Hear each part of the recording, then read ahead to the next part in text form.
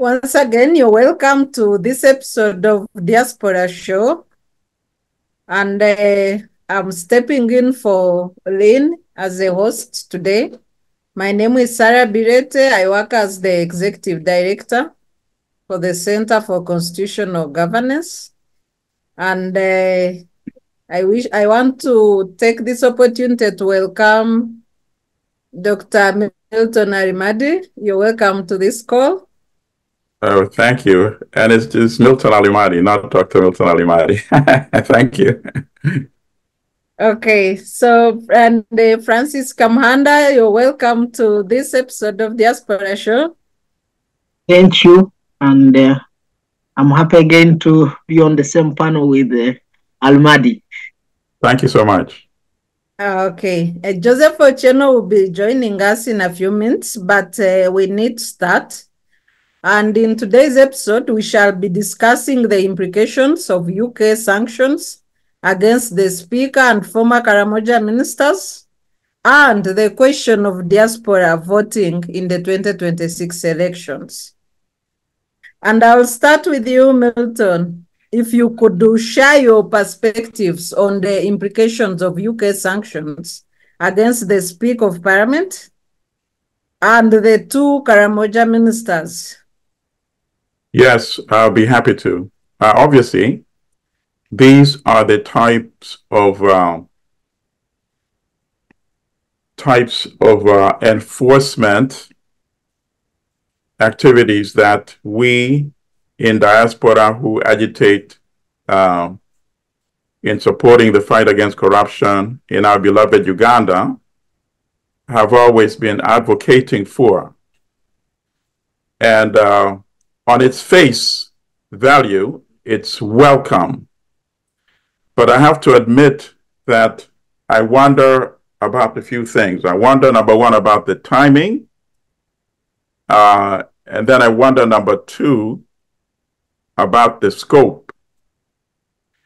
And so when I talk about the timing, I think obviously it's very convenient for the Ugandan regime to try to give the impression that it's serious about fighting corruption in Uganda, particularly knowing how corruption is a big issue in Uganda.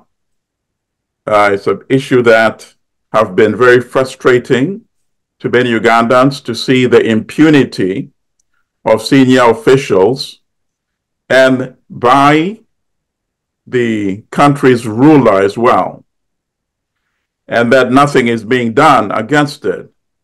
So this sense of impunity that some people are above the law is very frustrating. So when people see this kind of sanctions being announced by the United Kingdom government, obviously, people want to show appreciation for it.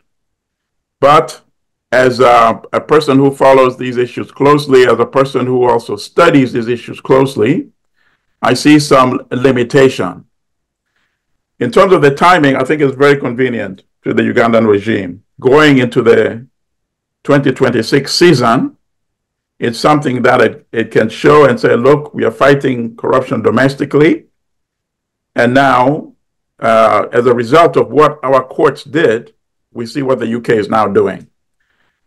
All right, so I went and I read the press release itself, which was announced. And I'm reading the wording very carefully. And there's a part here which says, the action of these individuals, referring to the Speaker and the ministers, in taking aid from those who need it most and keeping the proceeds is corruption at its worst and has no place in society. I agree with that absolutely. Now here is the part which I decided to analyze a little. The next sentence, the Ugandan courts are rightly taking action to crack down on those politicians who seek to line their own pockets at their constituents' expense. Okay, so I invite people to scrutinize this sentence very carefully. This sentence to me almost reads as if it was written by somebody in the Ugandan regime. And it's not impossible that there was some collaboration between the regime and the British authorities. Because after all, the ministers, Mary Bireete, Kitutu, and Agnes Nandutu, have already pretty much been disposed of in terms of their utility by the Ugandan regime. So why not invite the British authorities to look as if they are also actively involved in fighting corruption in Uganda by releasing this statement, going after these two ministers and the speaker. And it's no secret that the regime is actually trying to maneuver the speaker out of her position. So to me, I find it difficult to think it's just a coincidence that the three officials that the regime also wants to sideline are the only ones who are targeted by these sanctions. That's number one. And then number two, if you go further down in the press release, and here the British, so I put the British to task now. I want them to prove me wrong that I'm being overly suspicious because the statement says, under the UK's Global Anti-Corruption Sanctions Regulations 2021, individuals and entities anywhere in the world can be sanctioned for their involvement in bribery or misappropriation of property involving a foreign public official. So this is very good. So I want the British to put this particular part of that law into test, because as people recall, in 2021, there was a trial here in the US court, a federal trial. An individual named Patrick Chipping Ho was convicted of bribing General Museveni, as well as at that time, Minister of Foreign Affairs Sam Kutesa, $1 million that they split 50-50. Kutesa, 500,000, Museveni, 500,000. Kutesa's was sent by wire transfer using a New York bank, and that's how the U.S. gained jurisdiction. General Museveni's was reportedly delivered when Patrick Ho went to the swearing in after the 2016 election. It was wrapped in a box like a gift and delivered in a plane and given to Museveni. And General Museveni has never denied that. And by the way, no Ugandan journalist has ever asked him, General Museveni, did you receive $500,000 in cash delivered to you by Patrick Ho? I invite Ugandan journalists to ask him that question. But more importantly, for our particular discussion today, I invite the British to also sanction General Museveni, since this statement here in the press release says sanction for their involvement in bribery or misappropriation. So since bribery is one of the crimes included in that British law, I invite them to exercise that law and also sanction General Museveni. So let me stop at that point. Thank you. Yeah, Milton, before you go off, but so what does it mean for Uganda to have the leader of the third arm of government, which is a parliament, sanctioned? Actually, parliament is the second arm. What does it mean to have the second arm of government led by a person sanctioned by both the United States and the United Kingdom, the key development partners for Uganda? Well, it means she cannot remain in that position. And she eventually will not be remaining in that position. And the bigger point to me is that I don't think General Museveni will be unhappy that she will not remain in that position. I think those are the things that are going to unfold. Otherwise, it will be very difficult to continue engaging with foreign countries on a serious level when the cloud is over the head of the Speaker of the Parliament. Let me bring in Francis. So, Francis, we are dealing with this sanction issued this week following the Mabati, what is commonly known as Mabati saga, the stealing of Karamoja iron sheets in Uganda. This sanction, Francis, involved 23 ministers, and a host of MPs and other government officials. But we see the sanction targeting 3 people, the Speaker and the 2 line ministers then involved in the saga, the Karamoja ministers. What do you make of this? Thank you, Sarah. When I also read through the document sanctioning only 3 out of a multitude, and having followed a series of scandals that have been happening in Uganda, most especially in State House. Yes. Then I was beginning to doubt whether it's not also the double standards of the UK not to have helped us much earlier in sanctioning Museveni and his family that has wholeheartedly decided to serve Ugandans in each and every position that the whole family has dedicated. I don't know whether they are volunteers or whatever. And then on top of that, the exorbitant budget for State House. For me, that's where the first corruption begins. And if someone was to sanction, I would be very happy for UK to go and revisit and then begin sanctioning Museveni, the architecture of corruption. You must agree with me that Museveni himself, whenever they were saying, okay, there is a lot of corruption, let's do a lifestyle audit, he said, no, don't do that. These people are going to run away. So which means even he himself maybe, depending on how much we spend or how much is spent or allocated to State House. But having said that, why I say that it is double standard, look what the blunders Matia Kaseja has been involved in. But I think is the God-sent Minister of Finance that Uganda can ever have. Who will even say, I didn't know. So to me, I think UK should have gone even much deeper. Because for me, when these sanctions come, because number one, they are supposed to create a financial strain on these individuals. But do you think these sanctions will strain the lavish lifestyle of the people who have been sanctioned? And most importantly for me, I sanction Museveni. The answer is no. They will continue to squeeze Ugandans as much as they can to get money to continue with their lavish kind of lifestyle. To me, that's where I would say that these sanctions would go further and bite. For me, if I was to advise UK and maybe the US government or any other country, they should put them on their children and relatives. That's when people will realize that because what they are doing, all these tendencies of corruption, it is not affecting only one individual, generally the whole of Ugandans. So if it is a sanction, it should affect them, their children, like Museveni who has grandchildren and his grandchildren, and even the close relatives. So that's how a sanction, people will take it serious. Right.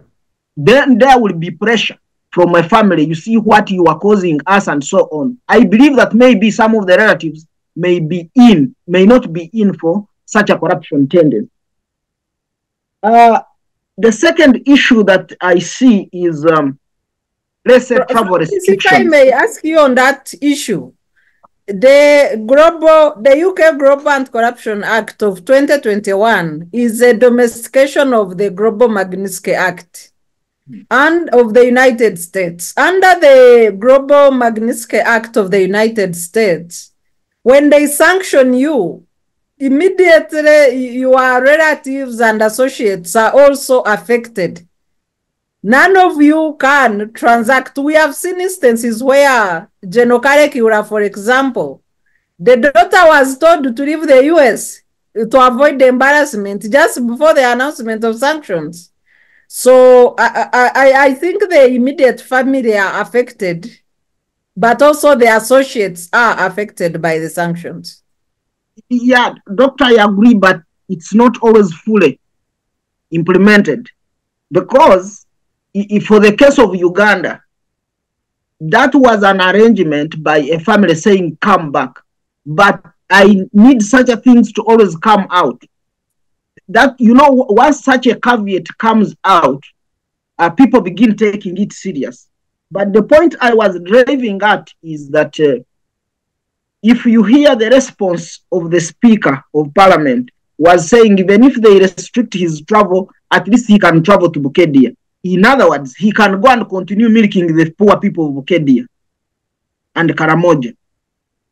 So these are some of the things that I'm trying to say, that these restrictions or these sanctions do not bite the way how we need them. Otherwise, for them, they will. I mean, the poor people in Uganda will continue being milked. We agree that they would also damage the reputation of some of these individuals. But do you think that most of the leaders in Uganda, do you think they have a sense of shame? The answer is no.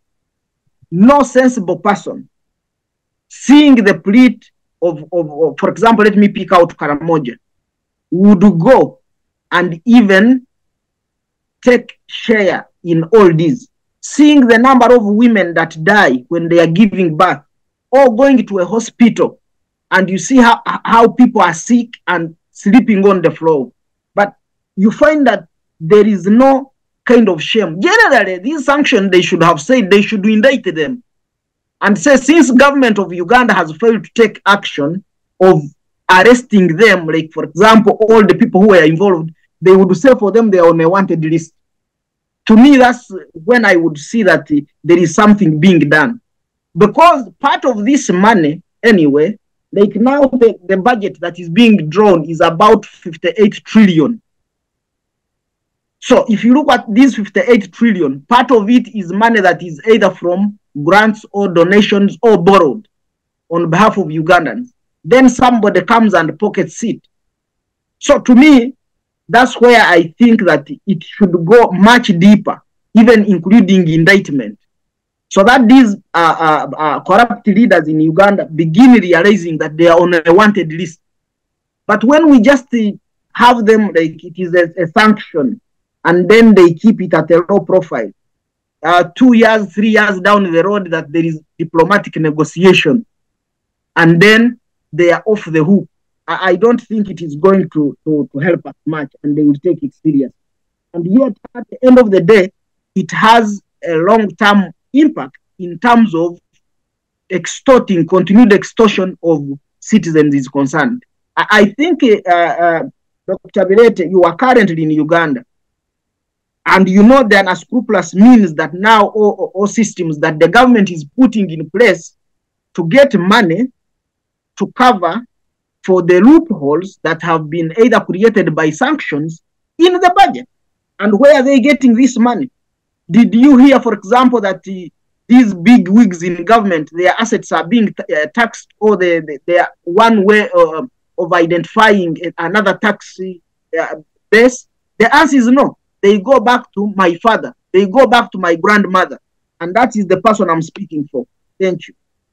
Yeah, I hear you, Francis. And indeed, the citizens in Uganda are facing a rough time with a high taxation regime, but also very poor service delivery where it exists. I want to bring in Okot Ochen. Thank you for joining us, Sure.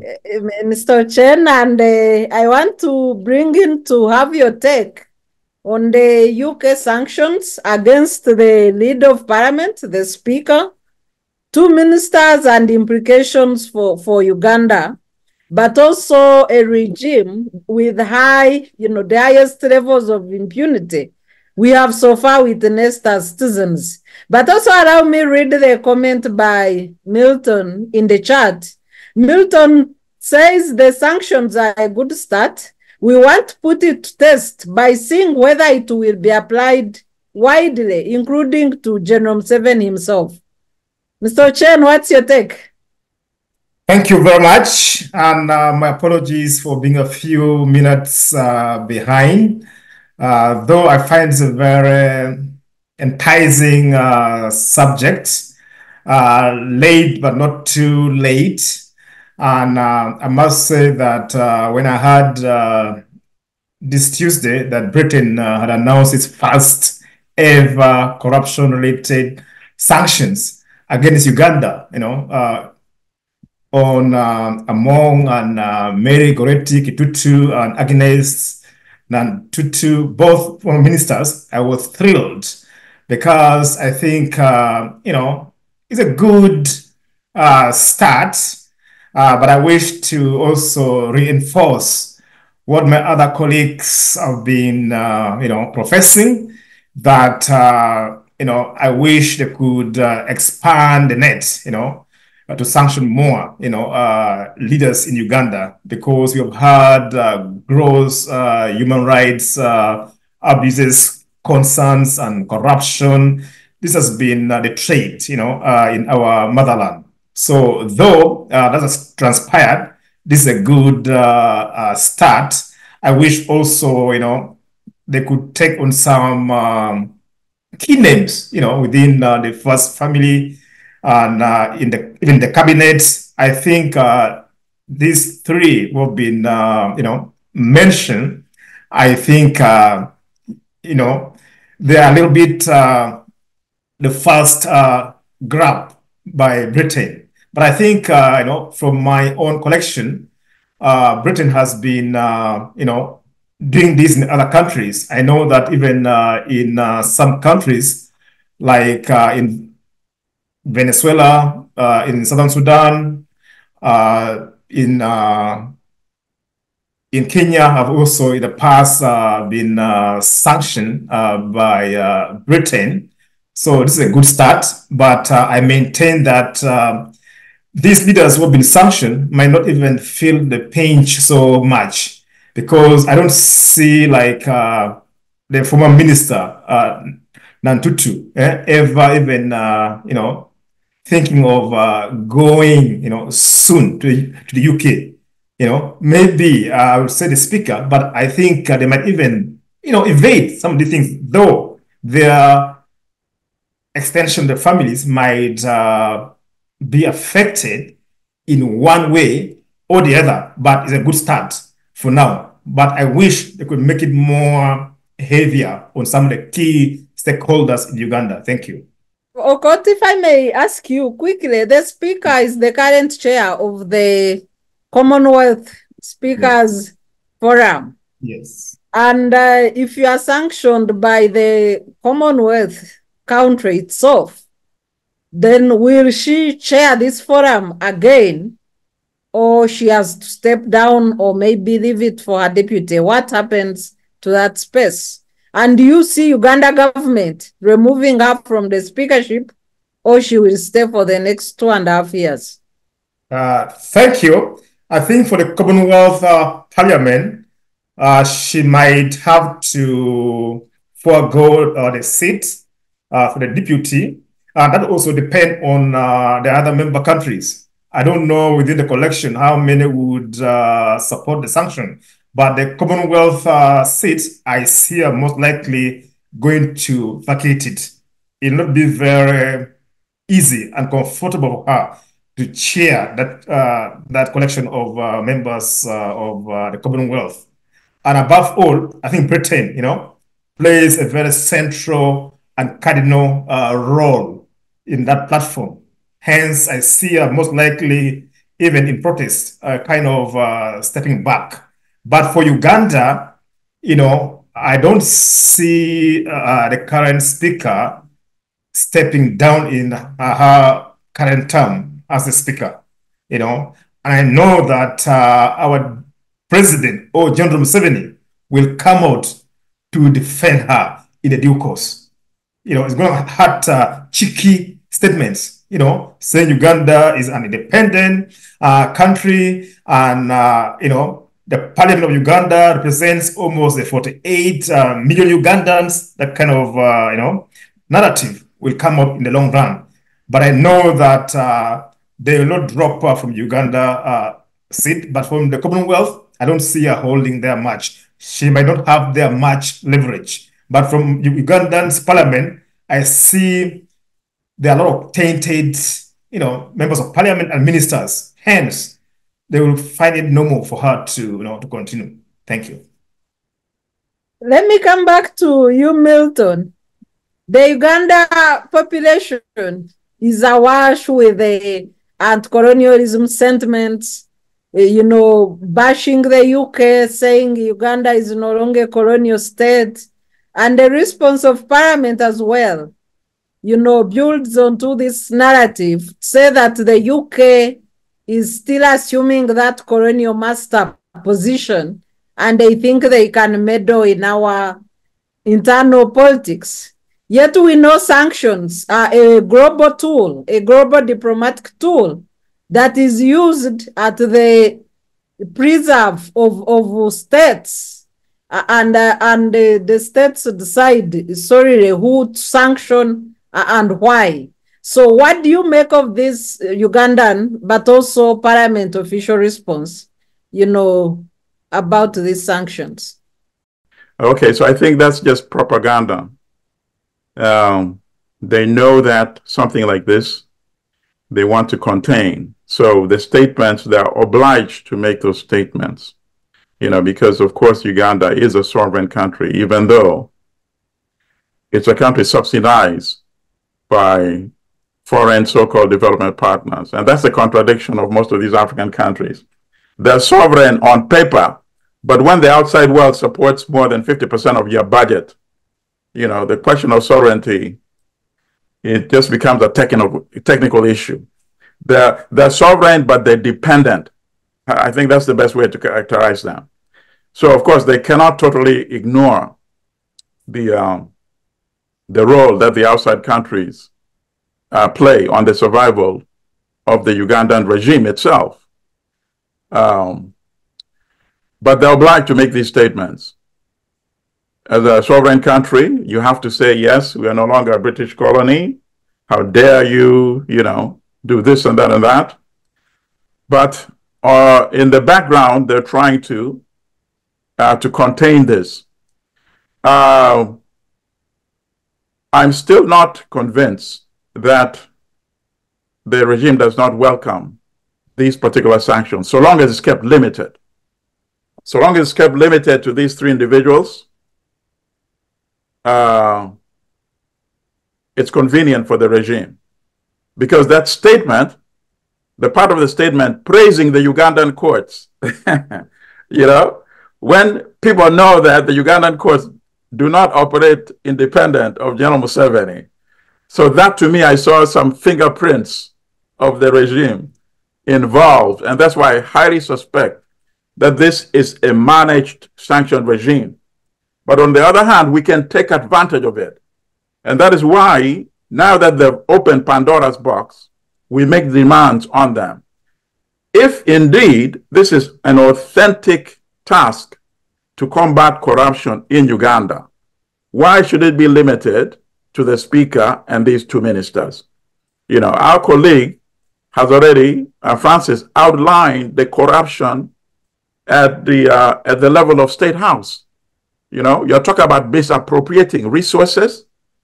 What can get better than that? Where the State House budget, all these funds could be going toward building schools and hospitals in Uganda. Why are you employing all these? You're living like a monarch.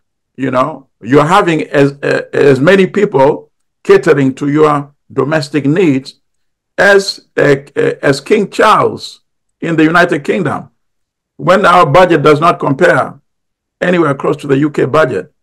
That, to me, is another way to test this British law. And I hope more Ugandans start making this demand, because then they would be forced to do the right thing and really apply these sanctions widely, or it will be exposed as just propaganda, public relations, possibly by both the United Kingdom and the Ugandan regime. So let's put it to test. Let's not limit it to just the 4 or 5 of us on this platform pushing it. Ugandans generally, now that they've opened Pandora's box, demand that these sanctions are applied widely throughout the country. And I might also add this point. When you talk about corruption and theft, to me, perhaps the worst corruption and theft is not stealing Mabati. It is stealing elections. It's stealing the vote of the people. It is stealing the will of the people to elect the people whom they entrust with leadership. So let's push it further. Will these types of sanctions also apply to the regime when elections are stolen from the voters of Uganda? Yeah, Milton, if I may ask, the Uganda government has come up with a response, which is a flat statement.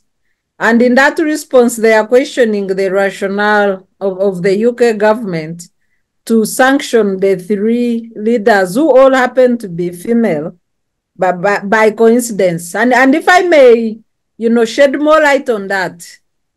First of all is that there were so many leaders involved in the Karmajong Mabat saga. If the reason is to punish those who deprived the people who needed the help most, why the 3? 2, if you go by the Ugandan prosecution record, we have 3 ministers facing the trial over the Mabati saga. So why only the 3, and why did they leave out Amos Lugolobi, the minister? The second issue I'm putting to you then is the claim by Parliament that this is a continuation of the punishment for the enactment of AHA, the Anti-Homosexuality Act. So what do you make of these 2, events? Okay, very good. And those fall in line exactly with the theory that I've been pushing, that these were individuals, the ones who are targeted, coincidentally, also the ones that the regime wants to push out. Many men were mentioned, including the Minister of Finance. So why are they not being targeted? It lends credibility, I believe, to my theory that this was a managed sanctioned regime, which included the input of the Ugandan regime. Normally, it's not unheard of that foreign governments work with the governments that they're about to target to say that which of these officials are the most egregious that we should sanction. And I will not be surprised if further investigation shows that there was communication between the British authorities and the Ugandan regime, and that it was decided to go after these individuals, with the suggestion coming, of course, from Uganda to the British. I don't see the British unilaterally saying, we're going to select A, B, and C and go after that. That to me it doesn't even make sense. It makes much more sense that there was coordination and conversation between the UK and the Ugandan regime. So that's why I'm putting them to task. Prove me wrong. I'll be happy to be proven wrong if they expand this and go after the men as well. Otherwise, you're just endorsing my theory if you keep it limited like that. So that's the first part. In terms of the Anti-Homosexuality Act, if the British want to target you because of that, I don't see any reason why they should not target you because of that. So that's just another propaganda and nonsense. Why would they not say, we are targeting you precisely for this? And even that, go after more people. Why would they go after the ministers, the 2 ministers? What role did they play in enacting the Anti-Homosexuality Act? So that's just nonsense. That's another way of saying, oh, we are a sovereign country, you see? And of course, using it for political reasons. Saying, oh, we have some politicians in this country who are actually the reasons why we had to enact the Anti-Homosexuality Act, because they're spreading, the foreign propaganda, wanting to spread this gay lifestyle in Uganda, and also use that as a way to batter against those in the political opposition. So when you read things going on in Uganda, you should not only look at the face value, look at all the possible permutations and other ramifications, because that's quite frankly how General Museveni plays the game. He plays a chess game, and anybody who deals with him just at face value alone, they're really undercutting themselves by not looking at a broader prospect.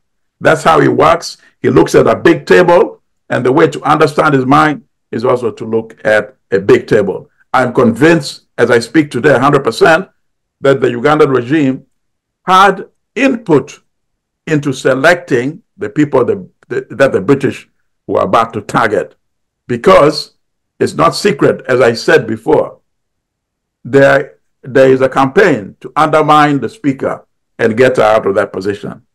That campaign, I don't think by coincidence, now coincides with the sanctions coming from the United Kingdom.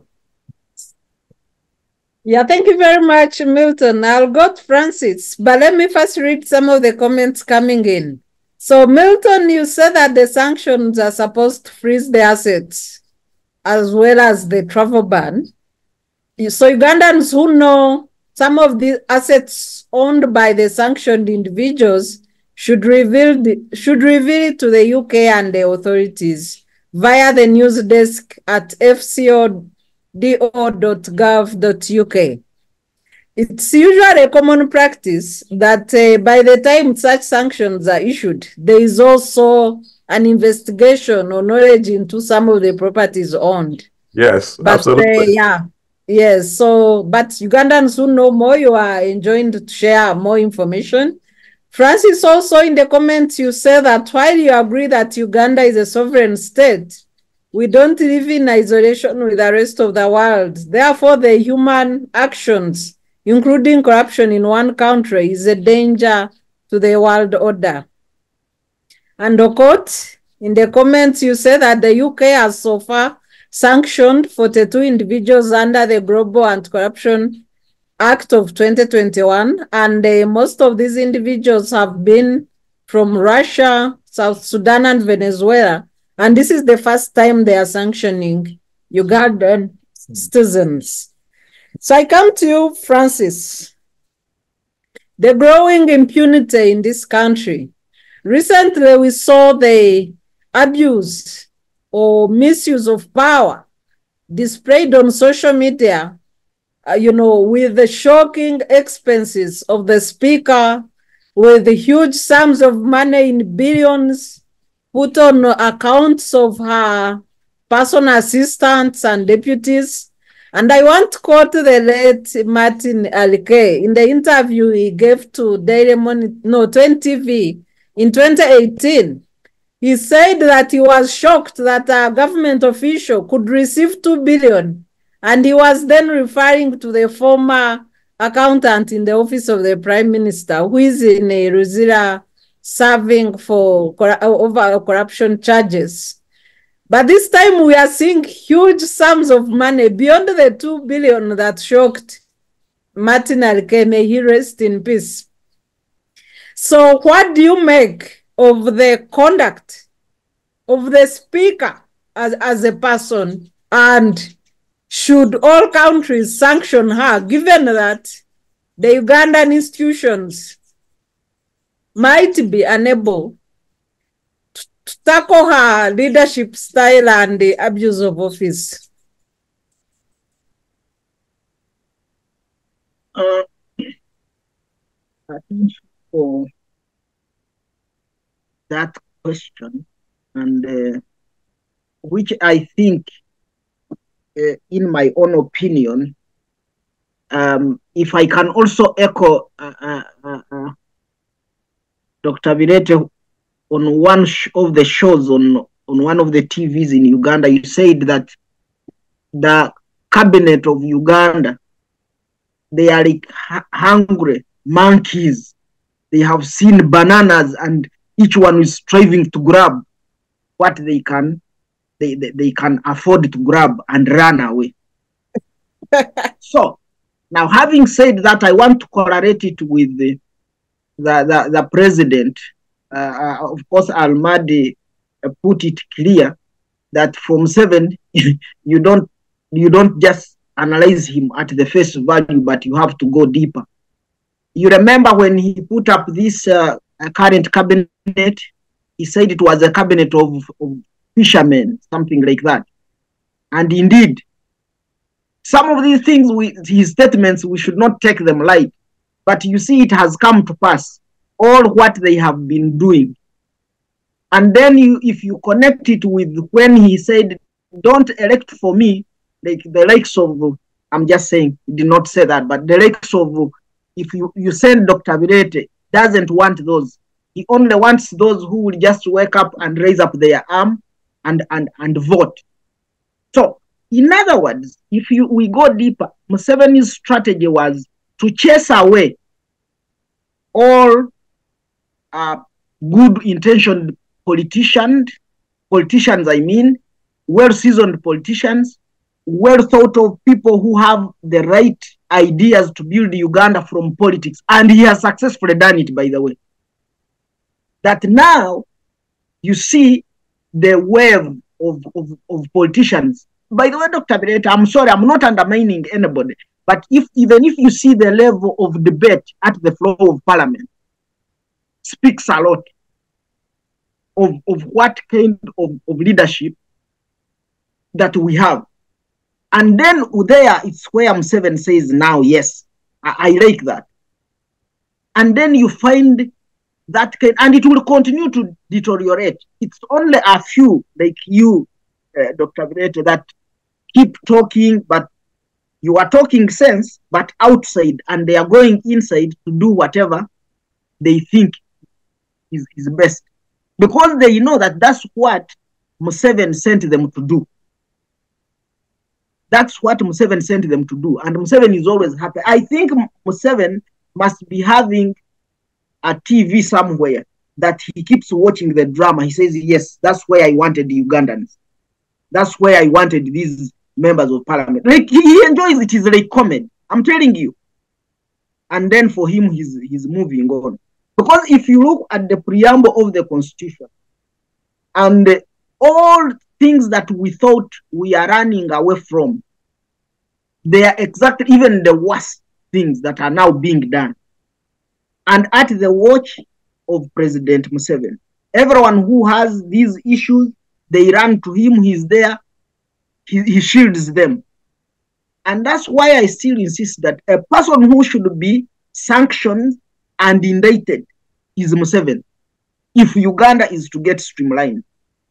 And Dr. Bireete, we should generally add on the list, because this ulcer of all what is happening. Remember that during the time of Jim Muhwezi, that scandal where the mosquito nets and all that money from World Health Organization, the first lady was involved. The Valley dams, all these, we can enumerate them. To me, generally, whoever wants to sanction or levy sanctions in Uganda, we should now even begin from, including even those who are dead. If Ugandans were to become annoyed, even we sanction your grave, either they should not weed it. That's when people will begin taking us very serious. So, but I urge you, all Ugandans, that we should go ahead, even mentioning those who are corrupt at district level, even those who are corrupt at village level. The moment we count sounding this, and most especially the NRM regime, which is rotten, the whole of it, then we can be able to uproot this system. And then we get a say of relief. Now, when it comes to the speaker and the government now associating, whenever they bite them, I'm even suspicious that there must be something they are trying to cover. You know, Uganda is full of, once you see something coming and they are making noise about it, you just know that there is a certain big blunder that is undercover, that they are covering. I'm still internalizing and looking at what is going on behind the scenes. Let me put this clear. Dr. Bireete, if you were to ask me, that Francis, living in a society with a person who is a homosexual, and living in a society with a person who is corrupt, who is a thief, who is full of embezzlement, whom would you tolerate? I would rather live with the person who is a homosexual. They should go and do their business, but I know it is not affecting me. I'm telling you, but a person who is corrupt, who embezzles public funds, I'm telling you, a hospital where I can go for services will be affected, roads will be affected. But if a homosexual, they are doing their business with another person, that has nothing to do with roads.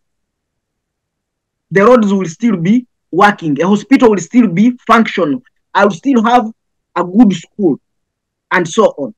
But that does not say that if a country wishes to regulate, because how they can regulate defilement and laws about defilement and so on, those laws can be there. Or in any case, it is the defilement law that was supposed to be enhanced to include that you can defile even a boy, or and so on and so forth. And they make it a little bit comprehensive. But to be sincere, with corruption and embezzlement and with the fishermen government, no. I don't know the next cabinet that Museveni is likely to bring, whether it will be for, I may end up using a wrong word, whether it will be for which type of people. But I think as Ugandans, we need to stand up. We keep speaking out. We should not even wait for UK, but we have been doing that, speaking out to these people aloud, that so and so. Because Dr. Bireete, some of us who are not at home, as you pass on the streets, you are ashamed. Because when they say either, oh, you are from Uganda, either they will talk of a blunder that has happened in Uganda, and then you feel small. Now, if you go to look for maybe a job, people may think you are also corrupt. That's why I was saying that we may look at it at home level, but it is affecting us globally. People may look at Dr. Bireete and then they say, we are bringing a Ugandan, we are bringing another Anita, we are bringing another Matia Kaseja, and so on. That's how they look at us. So that's why we have to fight this voice, and the only way we can do it is sanctioning Museveni and indicting him. I think that's, to me, that's what I will keep insisting. Thank you.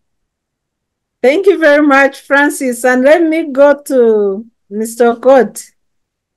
Yeah, you've shared in the chat that a quote from the PR, the Public Relations Chief of Parliament, saying that Uganda has a regulatory, investigatory, and disciplinary institution arrangement that deals with corruption, and none of them have found the speaker culpable. Therefore, the corruption allegations are as political and vendetta-driven as they come. So, and if I may put it also, in addition to the comment, is that I am not aware of any institution that has tested the conduct of the speaker in public office. Even under Mabati's saga, she did not record a statement like other ministers. I am not aware of that. When the abuse in Parliament, an institution that she leads, was shared on social media, she has been blocking debates for now more than a month. When the MPs request for audience to debate the expenditures of the institution that she heads, she has made sure that no such debate has seen the light of day. So what do you make of these statements that are baseless, Mr. Chen? Thank you very much, Dr. Sarah. I find it very fascinating, the statement from the PR, from the Uganda Parliament. Though I must say, from the macro aspect of things, that's how Uganda as a nation right now is operating. I think there are no functional institutions in Uganda at the moment. And unfortunately, General Museveni is the institution. He pretty much controls all the institutions. If you go to parliament, the judiciary, there's nothing that functions or operates far from his hands. Hence, everything functions in his own interest. So what the PR is talking about is just a PR kind of gimmick.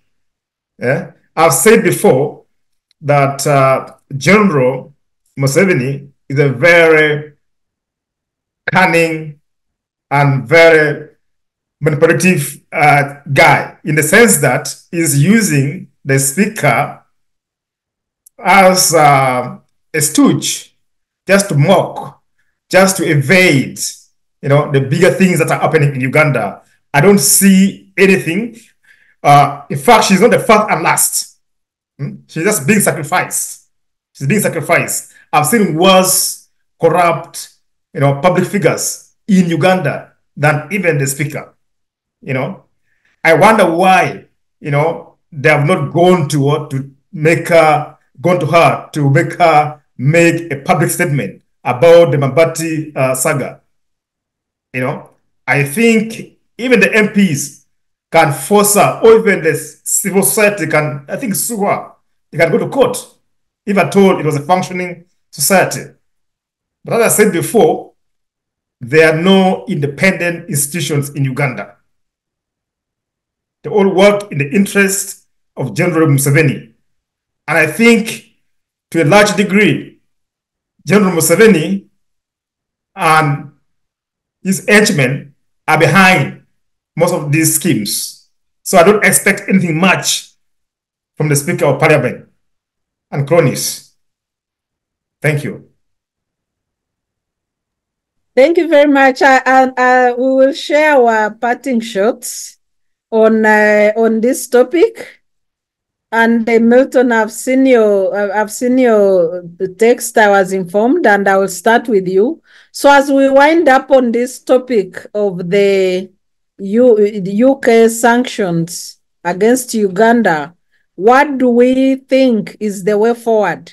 And maybe, Milton, since you are leaving, then in your concluding remarks, you could also share your view on the process of enabling Ugandans in diaspora to vote, to exercise their sovereign rights.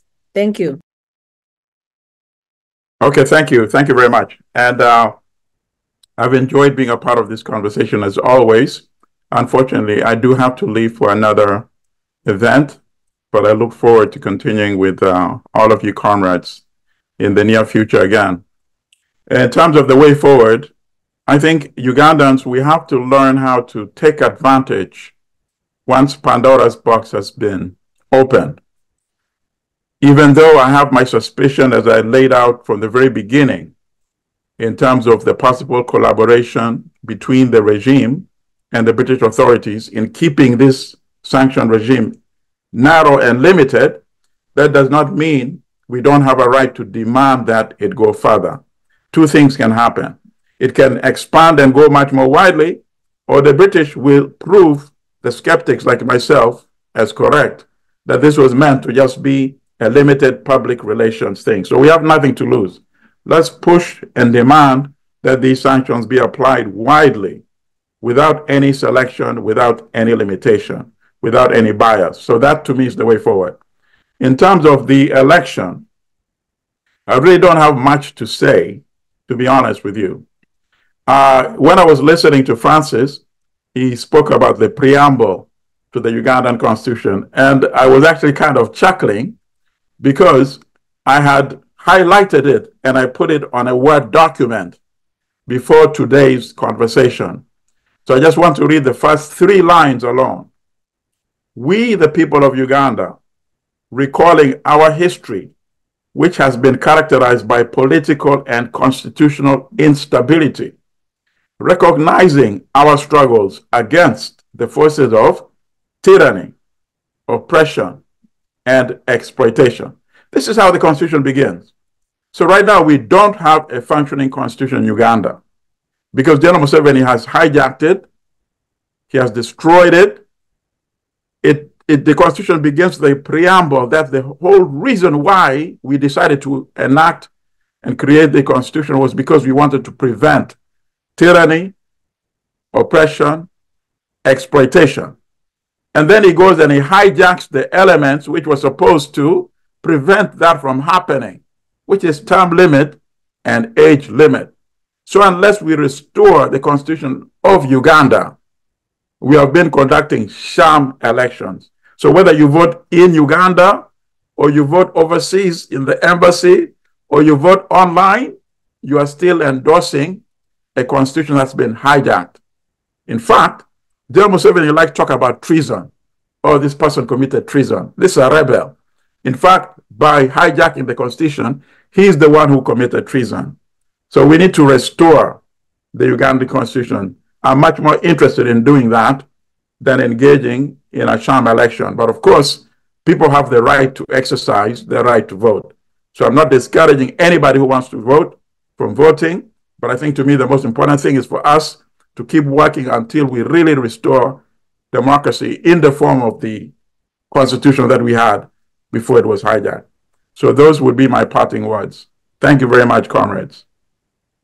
Thank you very much, Milton, and thank you for sparing time to be with us on this call. Thank you. I will now go to Francis.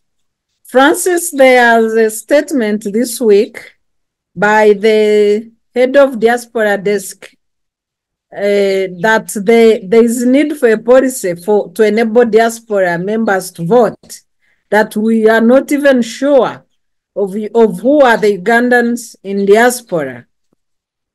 But the electoral laws that govern voting in Uganda, including the Constitution, provide for voting rights for Ugandans, all Ugandans aged 18 and above. Recent amendments provide for the diaspora community to vote. So what do you make of this statement by the head of Diaspora desk in the ministry, speaking on behalf of Electoral Commission on matters that he might not understand very well? Thank you, Tara.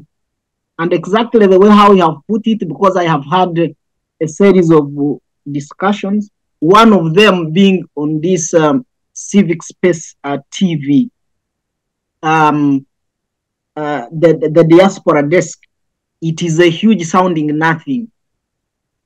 Because when we're on this very show, the issue was about renewal of passports. And one of them, to express all the ignorance, said that, you see, the reason why we want you to fill fresh forms, because the old passports, they were on papers, and then we transferred them to an archive. Then I asked that, I thought by the time you were issuing a passport, this information has been entered into a computer. In actual sense, I'm just either, like it is just a click away. If I submit, said no. And I still remember his supervisor was also there, and then they went with that shame. But of course, you know our leaders in Uganda, they don't have any sense of shame. But I said that one, you can tell it to a kindergarten. But for me, I know that by the time you issue the passport, this information was in computers. But anyway, having said that, I'm sorry to begin with the bias of how I'm biased about the Diaspora desk. Then I said that there is nothing for us without us. That anything that is being done on that desk, including whatever policy they were talking about, and then some of us who would want to invest back home, that can you give us this policy that you are drafting? We review and we see, does it represent us or it is representing your interests? they said, I think one of the gentlemen, I have forgotten the name, said, you will not look at it and you will have nothing to contribute, but you have to comply. And of course, those were his words. He was a gentleman with dreadlocks and something like that. If you pull, you will find out his response. But now, having said that, that's how, and now I go to what Okot had said, the collapse of government institutions. The diaspora desk coming to speak for the Electoral Commission. And then you see a red flag. And now the diaspora desk, it is in the ministry which is supposed to know how many people have exited the country and how many people are coming in the country. They are not sure of how many Ugandans are outside the country. Dr. Bireete, I think next time, you see that statement, if I pick it, I would link it to human trafficking that is taking place in Uganda. It's as if everybody who is going outside of the country is being smuggled. That already shows that our immigration doesn't work. Because that's where you are supposed to capture immediately. So many people, at least a blanket figure, so many people exited Uganda. But that is not there. Now, that big statement now tells me, if I go Okot and we decide to vote, are we not helping Museveni now to rig the votes? To just say all the votes that came from the diaspora, maybe we register 20,000 people who are in the diaspora. And then they say, from the diaspora, the votes were 4 million. And out of 4 million, 3 million, now they get the balance of what they should top in case the Ugandans have given a protest vote. So I'm still thinking about that. Then recently, I was at the Ugandan embassy, I think in, March. I asked, but they were as green as I am. Now, if the whole government here, for example, in the US, didn't know what is taking place, and a government, a mayor desk, now is the one that knows much about this. But we will go ahead and explore whether it is who we can vote. But if it is the Electoral Commission that we have, that is not independent, a partisan Electoral Commission, I also believe that it would be a waste of time to help them accomplish their mission. Otherwise, there should be terms and conditions attached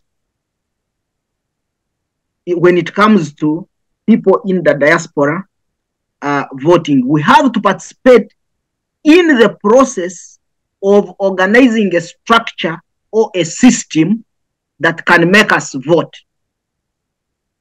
Yeah, Francis, if I may take you on that one.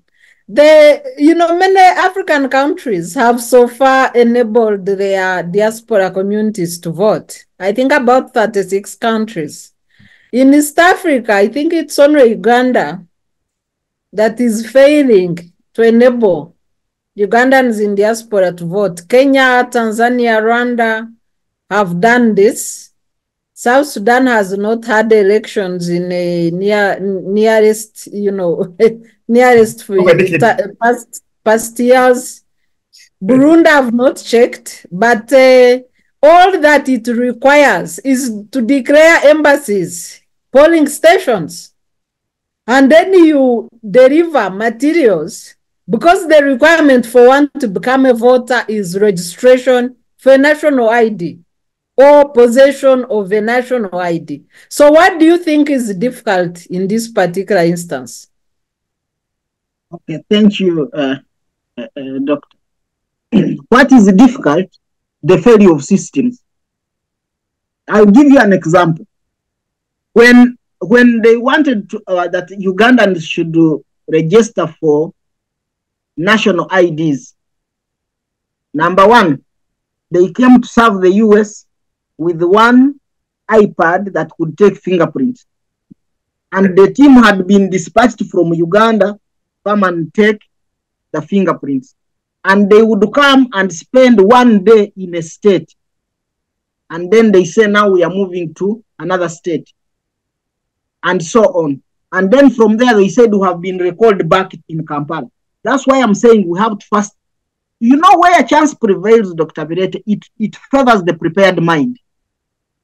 So for me, it is all about the preparation. To me, if we can do that, and there is a structure that is understandable and clear to everyone, then that should work. But when we don't have a structure or a system, I just see it as it is something where we are going to struggle. It is something that is going to cause us much more problems than what we are aiming to solve. But I feel bad to be defranchised, not to vote. I would want a system, but I want to participate in how will it work? How am I sure that my vote is secure and safeguarded? Dr. Bireete, let's be sincere. If the NRM can go and print ballot papers and pay them, like, you think now my vote that has gone to the embassy, I would think that it is secure, that it will not be declared otherwise? That's where the whole thing is. So I'm not doubting that other countries, yes, can legalize because they have systems. But all I'm saying is our system is still lacking. That's what we have to first stimulate. Otherwise, others would follow. Let me bring in Ochen. Yeah, Ochen, Francis here is questioning the integrity of our elections. As a person living in an experienced country, you know, in developed country in Canada, where all citizens vote, regardless of where they are located, and with the use of technology, you know, physical location is no longer a matter. What's your take? Thank you very much, Dr. Sarah. You know, I must say that I wish to thank Francis. I think you have extracted words from my mouth. You know, I do support voting as a concept and in principle, in general. But for our case, for Uganda, there's a lot to be desired. There are lots of lacuna that might not make this intention successful. Because honestly, like I've had my own personal experience. Like in the last election, I also voted back in Uganda. It's a disaster. And above all, now if we bring in the diaspora, firstly, there is no functioning system. The embassies are dysfunctional to a large degree. And even the folks who serve there are subjective and partisan. How do you ask, a monkey to be a judge, about, issues regarding forests? You are just trying to actually, throw a frog in water. I don't trust my vote going to embassy in Ottawa if I'm to go there. These are sycophants of the status quo. So I think as a concept for external voting is a good concept and has been kind of explored by many, countries in Africa and beyond. So external voting, by non-resident countrymen and women has become a very important feature, in our democracy around the world. However, for our case in Uganda, I don't think we are quite there. Even just the mere registration, we might go and register, and that will be a platform to inflate the number of voters, as Francis stated. And those votes will be transferred to the obvious candidate, So is it worth participating and giving a face value to the status quo? No. So personally, I would not take part in such a process, but I would encourage those who want to participate to do it. But I know it makes no sense. It will make no any difference, because what I know that our embassies are completely dysfunctional, compromised, and very partisan. Even here, if you go or to just renew your passport or to get ID, if they know that you are anti-status quo, they will frustrate you from getting your identifications. How about the votes? Though in many parts of the world, like Canada, where I live, you can vote from your house. Even you vote 4 days, a week before the voting day. It's clear. They even post your ballot box to your house. They post you. That's what too. You just take your ballot box and post back. Will be counted and no issue. You trust the process. You trust the system. It's okay. But for our case in Uganda, you can find that they even print ballot boxes and then they tick and then put it there. I can tell you in my own constituency, it was a disaster.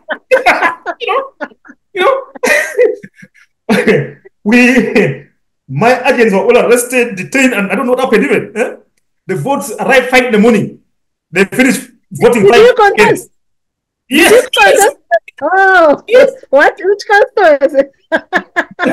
In Gulu district. Was a disaster. So this guy is kind of, they got their ballot boxes and papers and tick. So there are 2 options. They tell the agents, you either get money and go away, or if you decline, they beat you. What you could have printed and go with some from here. I have no faith in this process. I will not go. Once beaten, twice shy. Twice beaten, always shy. That's my. Yeah. Thank you. Yeah, I hear you. We were hearing stories of how in Uganda people were doing ballot stuffing, that they ticked and even got tired. Yes. So there are questions about the integrity of elections, and I hear you. We are dealing with questions of how domestic election observers were arrested, detained, and up to now there is no accountability. Yes. And, there is a whole question of citizenship in our electoral processes. Yes. So Francis, before I come to Francis again, so I want to, Ochen, how do we address this question of citizenship and accountability in our electoral processes? In fact, that is the white elephant in the house in most parts of the country. In the South, we have the same issue regarding our sisters and brothers from Rwanda and Burundi. Around southern, around Kisoro, Kabale, we have issues there. And the North too, you have also South Sudanese, refugees. What they do around Lamu, sub-county like Yumbe, Koboko, during elections, these guys, they are sent to come to vote.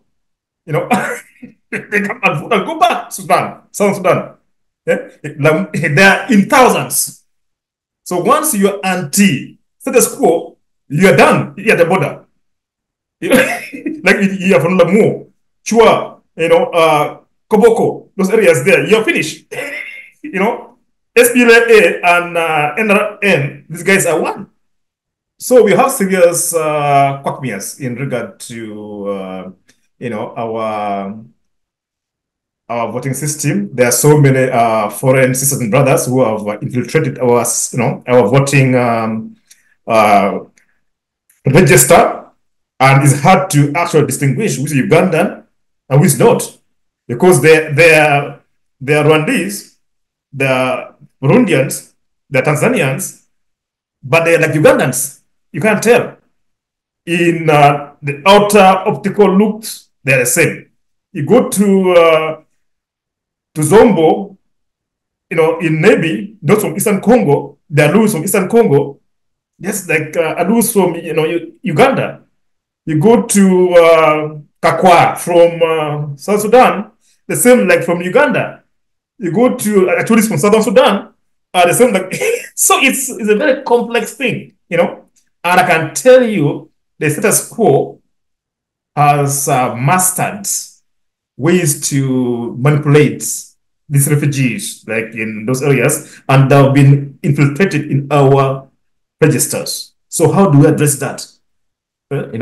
I think first we need a very authentic and ethical, electoral commission that should be kind of all-inclusive, where all interest groups are represented, not one party waking up and suggesting names to be vetted.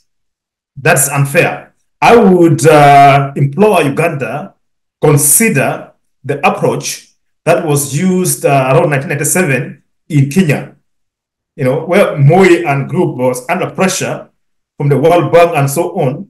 They had to create electoral commission that composed of all the political parties. Every party would nominate a representative. Every interest group would also nominate, a representative. Civil society, DP, UPC would all nominate their members, at least one to be on the commission. Yeah. Then begin to refine the register. And before also you're registered, before you prove you're Ugandan, let's go local. Show us the graves of your ancestors a little bit, where they're buried. If you're Ugandan, show us where your grandmother, at least 3 of them passed. Great grandparents were buried, or your clans. We'll do that. But it's a long process, but can be painful, but it's worth exploring. As Okot Ochen, I've lost faith in the electoral process in Uganda. I don't need it. I will not take part even here, because we're just trying to, I would say, give face value to what is obvious.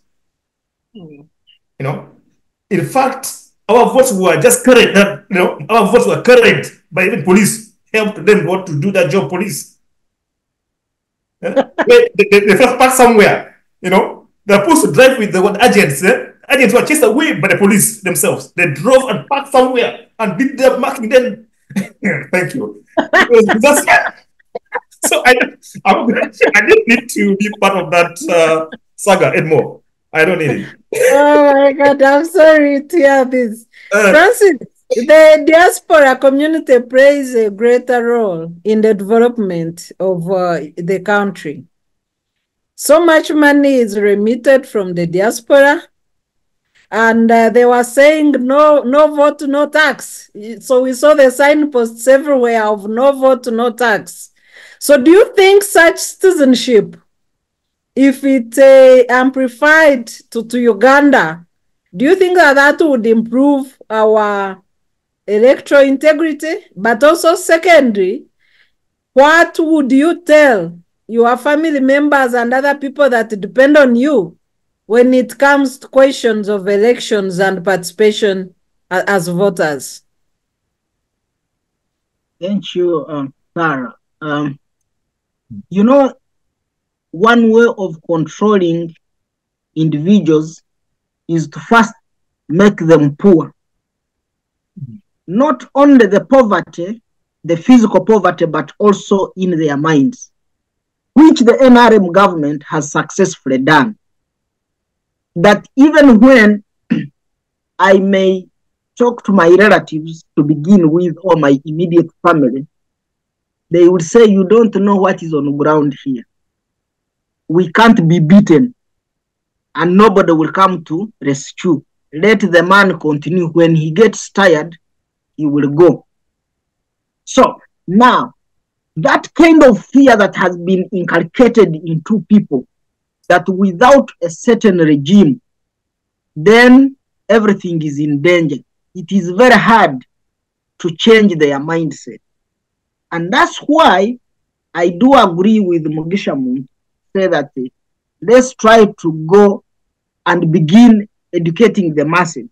I don't know how much it will take us, so that the Ugandans first understand, most especially the peasants, that this country belongs to us and we have a role to play. But otherwise, if we don't detoxicate Ugandans from the toxication that the NRM government has done for 40 years, then would be smartly dressed going nowhere. That is point number one. Point number two, I would still say that even where people try to organize themselves, I will talk about the diaspora. You have said the diaspora plays a crucial role.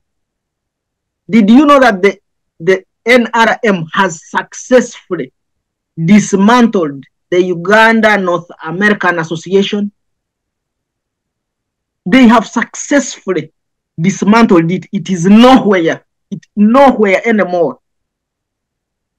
Because why I'm saying so, if we were you could tell us more about that. If we would say that, okay, where do we begin organizing maybe an election for the diaspora people too? Okot is here and the rest, they have seen how a system works. Maybe we would have an electoral commission. Yes, if it is manned, people go into the embassy and they man the process, and we know that these elections are going to be transmitted. But they themselves part of it, because now we have UNA is divided, I don't know, into the NRM, UNA, and so on and so forth. So you can't. That's the biggest problem. That even where, you know, there is a signpost for MTN. They have an advert. They say, everywhere you go, MTN will find you there. By the way, M7 is like that, and he's corrupt government. Yeah, that's how it is. You know, Sarah, we can afford to laugh because one person said that we have lived in pain, that we cannot feel pain anymore. But yeah, that's true. Yeah, we have to laugh about it. But it is something that is grave and very serious. So for me, that's how I look at it. And like I keep also asking myself, what kind of systems can we put across that can enable us not only, by the way, voting, but also investing? Like Sarah, if I also come to invest in Uganda, for example, I should also be given a tax holiday, which I'm not. I should also be given land. Okot should be given land if he's coming to set up a small factory in Imbarara or in Kabarole to process bananas and add value. But he will not. Instead, they will milk him up to when he runs away. But now, if you have they call her Painet or Binet to come and woodwink Ugandans that she's processing coffee, they will give even money. They will give money, they will give a tax holiday, and so on. And so with such a system, it is even very hard for us to say that, okay, this is what we think, if it is an electoral process. Like all institutions of government, we have alternatives. But if we don't trust such a government, as Sarah was saying that where they got a person like Painet, they just give even money to come and invest in Uganda. They give you money to invest in Uganda. Why can't they also give Okot? That since Okot, you have an idea, you have interest, this is money. But for Okot, if he says, number one, they will first frustrate you. Yes. Even your own land at home, they will bring somebody who claims that it is their land. That is number one. And then from there, they will tell you how you need environmental assessment and so on, which is okay if it was a transparent process. But it will only partially work on you and so on and so on. So I see all these, if all these systems were proper, we would have no problem. Sarah, we are ambassadors of Uganda wherever we are. But for us to be able to market Uganda very well and to participate very well in its progress, give us a good commodity that is Uganda that we should market. But if, Sarah, if they give you rotten mangoes, everybody is seeing them as rotten, and then you are supposed to market them. I'm telling you, you may come back when you have sold none. So that is how sometimes I look at our Uganda. We are all ambassadors of Uganda. We are supposed to sell Uganda outside, but Uganda sometimes is unassailable. That's where Uganda has reached. That when somebody says Uganda, you see a sense of shame. You as an individual who feels shame, but of course our leaders don't. So these are some of the simple things. If we are to have elections as people in the diaspora, we should have a guarantee that that election is safe, is secure, and will be counted, and your vote matters. But for the case of Uganda, it doesn't. Museveni has already finished rigging elections for the 2026. How? He went and registered people who are 15 years and saying by the time the election reaches, they shall have reached a voting, and registering them in the NRM register. And now they publish. You see, now we have so many millions Ugandans supporting, which is almost 80% of the total votes that are always cast in Uganda. Dr. Sarah, have you looked at that? When they were saying they finished the exercise. Last year, in 2021, the total number of votes cast, were they close to what, 9 million or 10? About 8. About 8. But now you had his register that came, the NRM register. Yeah, 18.6 million. 18.6 million. Now, which means even if this man gets, let's say, 7 million, and then he says, even they have cheated me. Look here, my register alone has 18 million. So you see those games, and then you want to win the diaspora and say, come and co-sign on this kind of sham arrangement. And then we also dance. Oh, this time the diaspora, they have allowed us, we are going to vote. No, we are voting under which system and which mechanisms have been put in place. So that's the bottom line. Thank you. Let me bring in Ochen. Ochen, we have general electoral integrity issues like we've shared, but I want to put your attention 3 issues. One is a pending question of missing persons.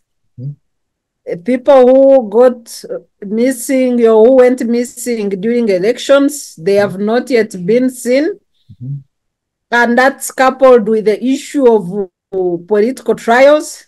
We still have people who were arrested, supporters of opposition, especially the National Unity Platform, who are still facing military, charges in that military kangaroo court.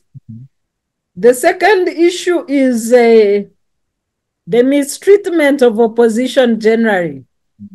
During elections, most of rallies by opposition were disrupted by the security forces, military and police.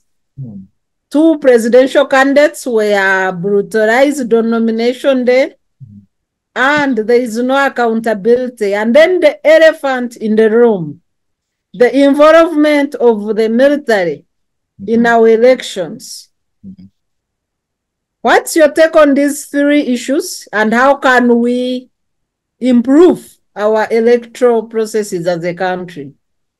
Thank you. In fact, these are very huge challenges. For example, I'm going to start with the last one, the army. You see, we call the UPDF as a national army.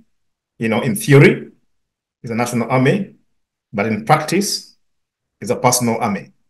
It was built from scratch by one individual, and that's it. And now you can see even the command, of the military, now being led by the general's own son.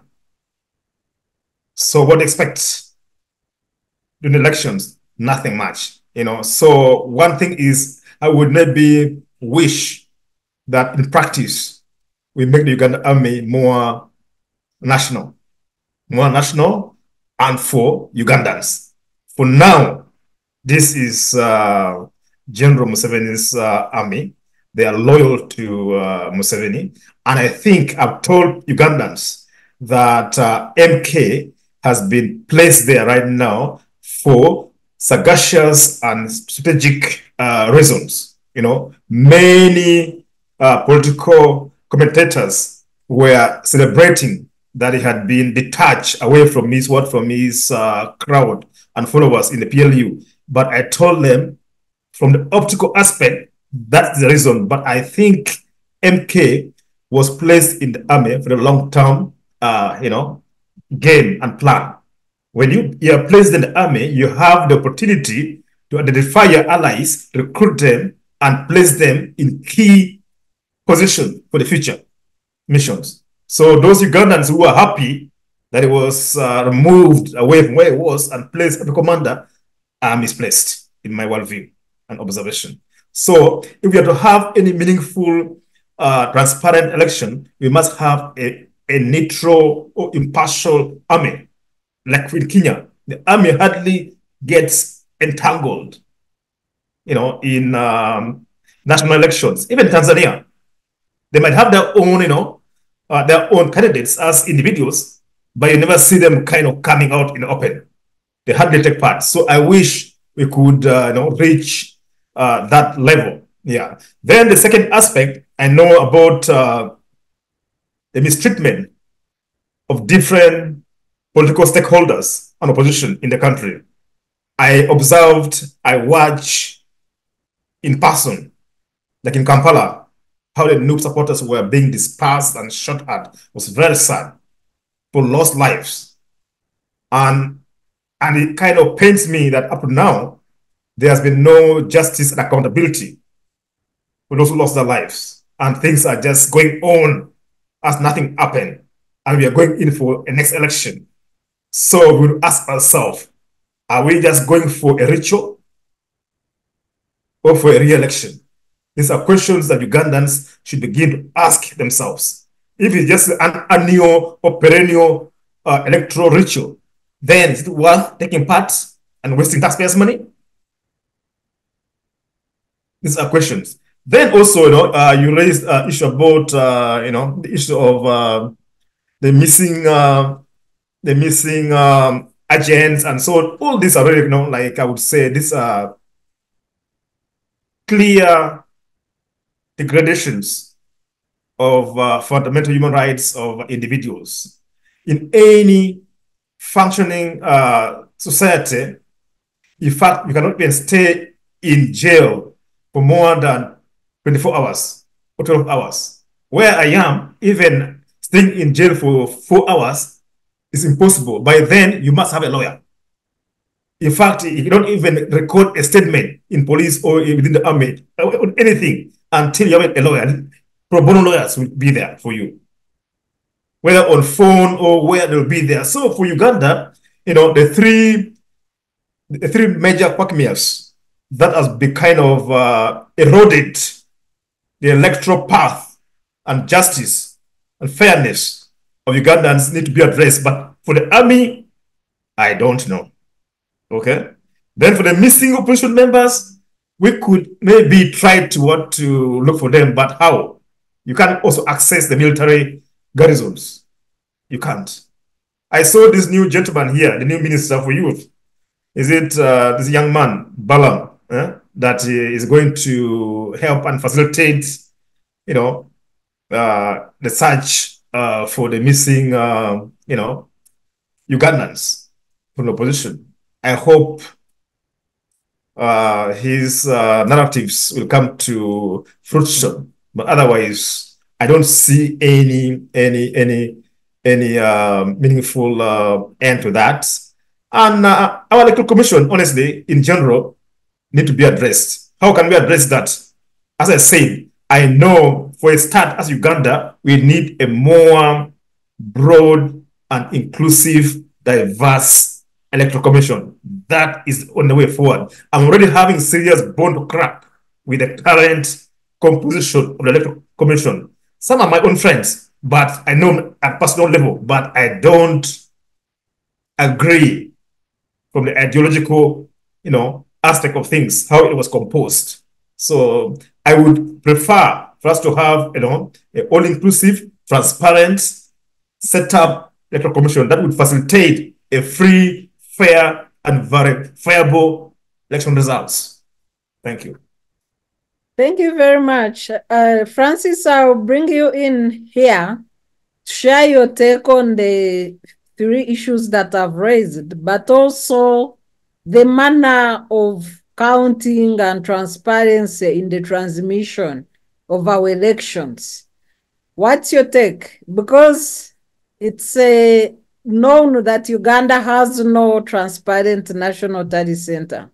So, Francis.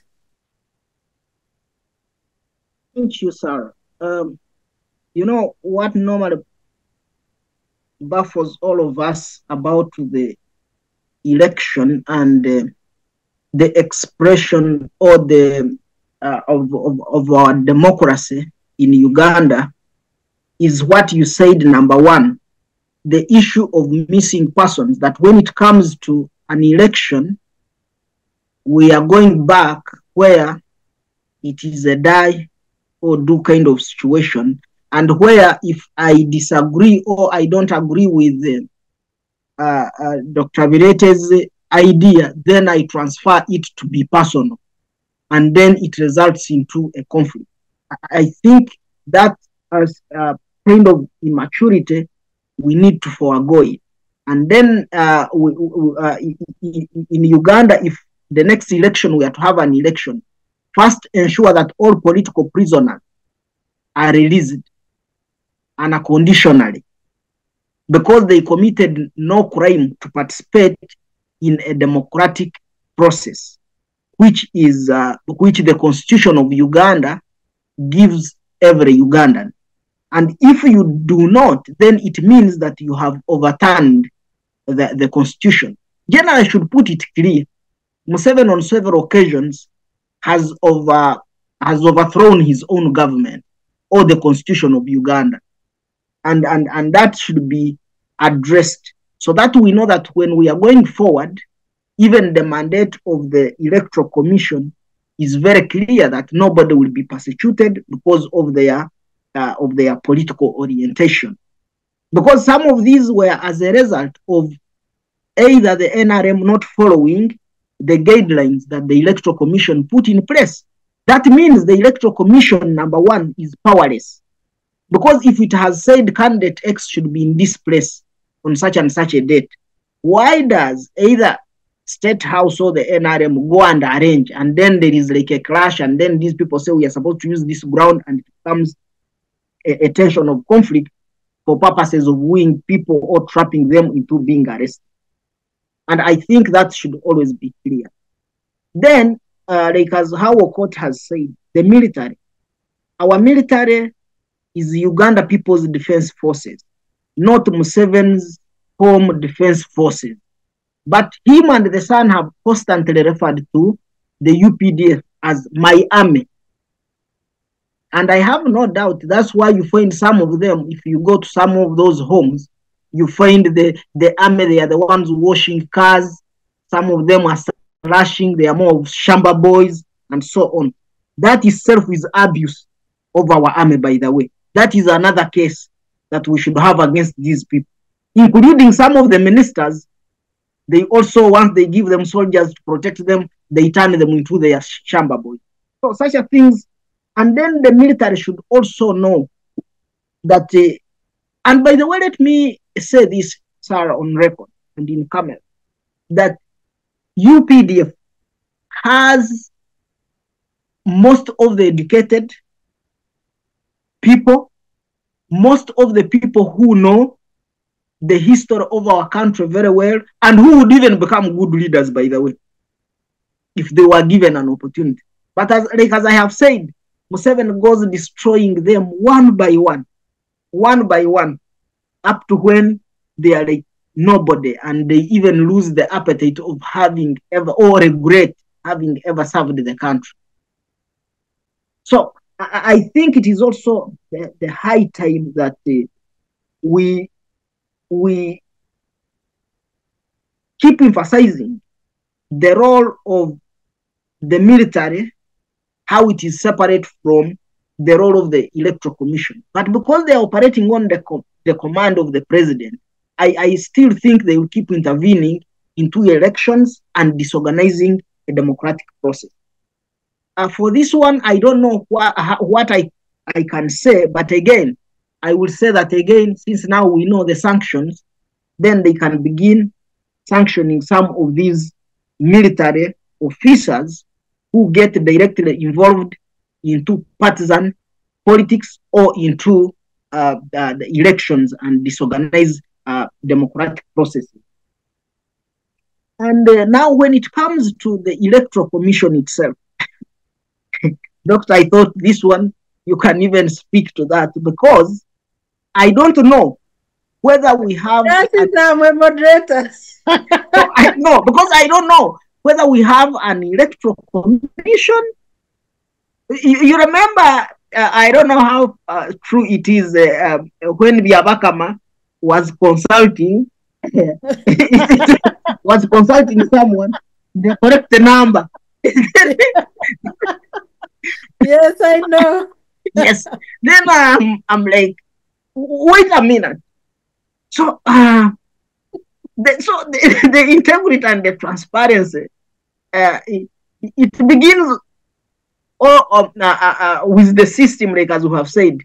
Are they using the proper tools, number one, to address or to handle a proper situation, or they are using rudimentary tools to solve a modern problem? And that's where the doubt begins. But also on the person, I think it all goes to what kind of person would we bring into the Electoral Commission, and how neutral is the Electoral Commission. I do believe we do have people in Uganda for sure who can become chairpersons or who can constitute an Electoral Commission that is transparent. But I think it would be but still it would be that the involvement of the army, the dictatorial tendencies of the current regime makes it impossible to have a transparent kind of Electoral Commission that we can all trust.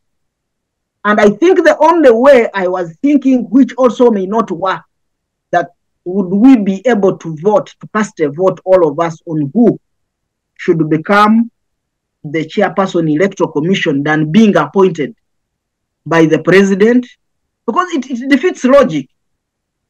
Yeah, but Francis, that would require a change in our constitution. Yeah, because the manner of appointment of commissioners and the problem we are faced with is embedded in our laws.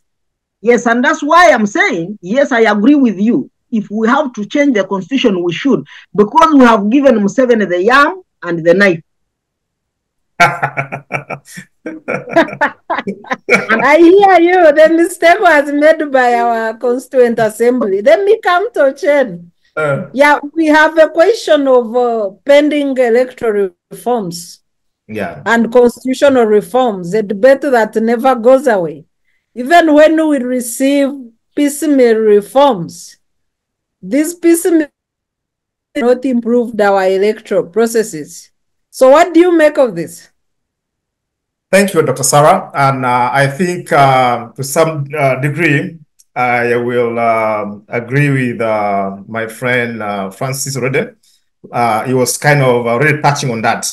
We need some, electoral and constitutional reforms in Uganda. I think, as you indicated, I think our delegates in the 1993-94 CA, conference, I think they unconsciously, dug into the grave and without knowing much that things would turn out this way. So I would suggest that there are some provisions of the law that need to be, looked into, that need to be amended. For instance, the way the commissioners are appointed, the ECs are appointed, I think should be, relooked so that becomes more transparent, more inclusive, and it can be more accountable, to the taxpayers and Ugandans at large. Because right now they're just handpicked, and in the process they have to be kind of loyal to the appointing authority. They're just there. They're not there for the people. So I would, support and urge our lawmakers to maybe, consider going that line of amending some, provisions of the Constitution. Like the electoral laws need to be looked into. Even ways of appointing ministers should be looked into. I don't mind even our parliament passing a law to chop down the numbers of MPs in the House. They're almost now 510 in the House. If they can change the Constitution and even delete some of the districts, submerge them, we have maybe like only 200 MPs, 150 MPs, will make more sense. And even the districts, we are wasting too much taxpayers' money. They should actually make it into law and make sure to remove these unnecessary political, I would say, entities or districts that have become, immaterial to Ugandans and the taxpayers, a burden, to a large degree. In that way, would be, going in the right direction. And I would also, ask maybe both the Ugandans and the civic society if they can, make a force and push the government, all the institutions, to demand for electoral reforms.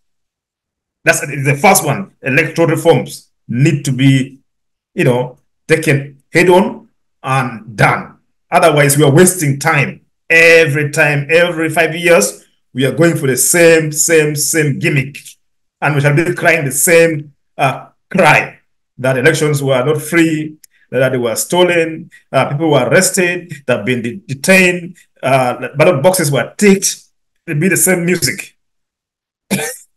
So I'm in for, for full-fledged electoral and constitutional reforms. And what that should be done, whether through parliament or they should maybe get an independent body of expertise, to do it, and then maybe consult the nationals, like maybe the way the Odoki Commission, first did in the early, in the mid 80s, and late 80s might be the way forward from my own worldview. Yeah, Francis, coming back to you, and this will be my last question towards the conclusion. The international community perspectives on Uganda's electoral process. In the last elections, the EU shunned observation of elections. They gave reasons, and a key among these reasons was the failure in the 5 previous elections by Uganda government to enact recommendations of election observers. And they did not apply to observe elections. The US, on the other hand, applied to observe elections, but the majority of their observers were not accredited, and only 15 were accredited. And they issued a statement that the number accredited was not substantial enough to gather the necessary data to make a determination on the integrity of the electoral process, and they did not observe these elections. So what do you make of this indictment on our electoral process, and how is this indictment likely to affect our geopolitics? Thank you, Doctor. Number one, the EU was right. You see, the instance of the observing an election is after you give a report and then you see a report being worked upon by a government, if a government is democratic, in addressing the flaws that were observed. For our government, did not. If I can use the words of the president recently, when he was addressing, I think, African leaders in Kenya, he said that if a pregnancy keeps in the pregnancy stage for years without being delivered, that child is dead. So, as far as democracy is concerned in Uganda and elections, that is a stage at which we are. So the NRM government, which Ugandans entrusted with this pregnancy to deliver, in the words of the president, have either intentionally decided to use coup plus means of using traditional herbs, which is not a prescribed medicine, to suffocate the fetus, and it is dead. So we don't have a baby. Now, it is then I agree with the EU that you can't keep participating in this when you know it is not going to produce any credible result. Now, if I come to the US, I agree with them that if indeed you are going to observe elections of this caliber, you don't come and sit up there where the Abakama is, and then they may end up even consulting them. What is the number? Consulting these international observers. You must have them go to different areas. And that then speaks to maybe what Okot is saying, that if we also reduce on the number of administrative units like districts, then it becomes easier that those who have gone to different areas, now they bring these, then you will have a comprehensive picture. But then the implication is that because countries that are democratic, they want to deal with countries that are democratic. So what will be the implication? Then they will go and say, this country is undemocratic. Therefore, we should limit, or we should check how we collaborate with them. And this, Dr. Sarah speaks to what I would say. That number one, if we are to have a democratic election and government that is functioning, we need transparency. Transparency that has accountability. Because if there is no accountability in transparency, it is also dead. Because people should be able to be accountable to the citizens and observing and respecting their rights. Then we would say that is transparency. But the transparency that does not account to the citizens, then it is dead in itself. And that's why what the institutions in Uganda, including the Electoral Commission, they claim to be transparent, but not transparent to the citizens. And they don't want to provide accountability. The accountability comes when we say, okay, here declare, how did this happen? They don't want to take that route.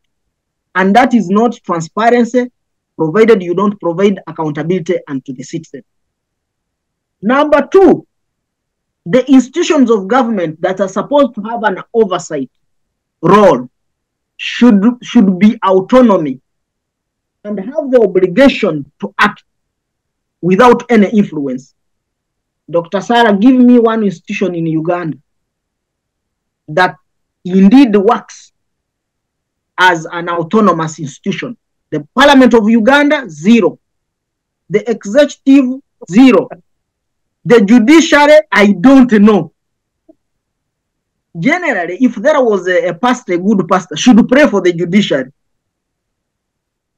That functional institution, Francis, in Uganda is the State House and the presidency. Yes, yes. I agree with you.